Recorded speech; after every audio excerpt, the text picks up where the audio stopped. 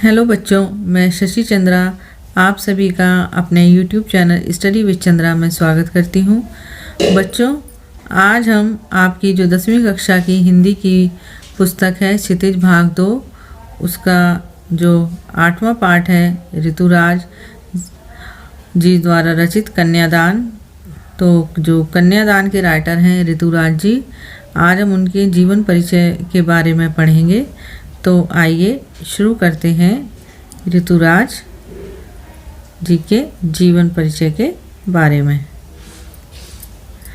ऋतुराज का जन्म सन 1940 में भरतपुर में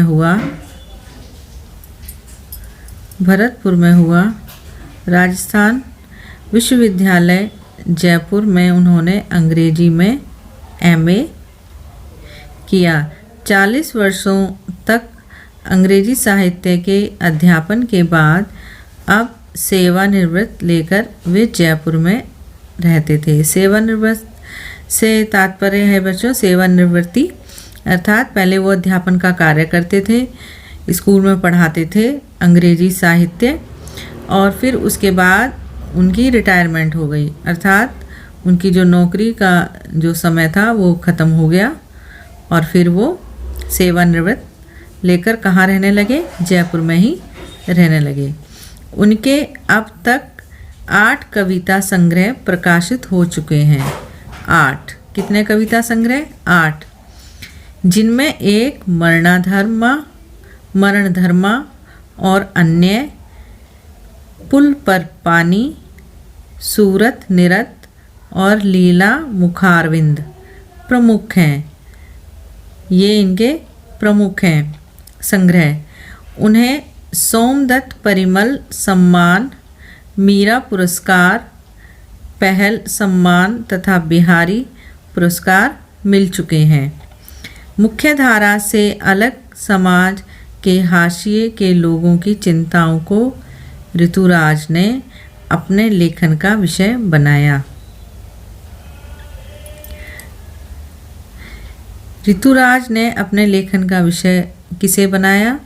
जो मुख्य धारा से अलग समाज के हाशिए के लोगों की चिंताओं, अर्थात जो समाज में जो लोग रहते हैं उस समाज से कुछ लोग जो हैं वो अलग अपना जो है समाज बना लेते हैं और वहाँ पर जीवन यापन करते हैं। अर्थात जो मुख्य धारा है जिसमें सभी लोग जो हैं ज़्यादातर समाज के जो लोग हैं रहते हैं, और कुछ लोग जो ऐसे होते हैं जो समाज से कटे कटे रहते हैं, दूर रहते हैं, और वो उनके साथ कदम से कदम मिला कर के नहीं चल पाते हैं नए समाज के साथ। तो उन लोगों के लिए उन्होंने चिंताएं जताई हैं और उन लोगों के लिए उन्होंने अपने लेखन में लिखा है। उनकी कविताओं में दैनिक जीवन के अनुभव का यथार्थ है और वे अपने आसपास रोज़मर्रा में घटित होने वाले सामाजिक शोषण और विडंबनाओं पर निगाह डालते हैं। अर्थात जो रोज़मर्रा दैनिक जीवन में रोज़ जो घटनाएं होती हैं उनमें जो शोषण होते हैं लोगों के और जो विडंबना है, शोषण से तात्पर्य होता है बच्चों जैसे किसी को परेशान करना या किसी के अधिकारों का हनन करना, किसी के जो अधिकार होते हैं उन अधिकारों को ख़त्म करना या वो अधिकार उनको नहीं देना। तो उन चीज़ों पर उन्होंने ज़्यादा अपने जो साहित्य हैं और जो लेखन कार्य है वो किया है। यही कारण है कि उनकी भाषा अपने परिवेश और लोक जीवन से जुड़ी हुई है।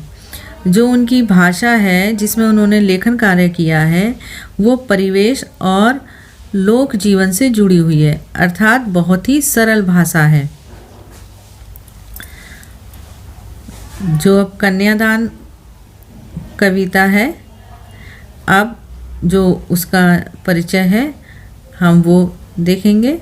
ये कन्यादान का परिचय क्या है? कन्यादान कविता में माँ बेटी को स्त्री के परंपरागत आदर्श रूप से हटकर सीख दे रहा है। कवि का मानना है कि समाज व्यवस्था द्वारा स्त्रियों के लिए आचरण संबंधी जो प्रतिमान गढ़ लिए गए हैं या बना लिए गए हैं, गढ़ लिए का मतलब जो बना लिए गए हैं, वे आदर्श के मुलम्मे में बंधन होते हैं। कोमलता के गौरव में कमजोरी का उपहास छिपा रहता है। लड़की जैसा न दिखाई देने में इसी आदर्शीकरण का प्रतिकार है।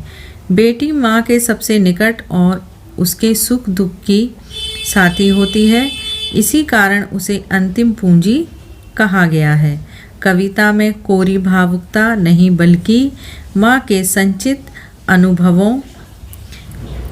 अनुभवों की पीड़ा की प्रामाणिक अभिव्यक्ति है।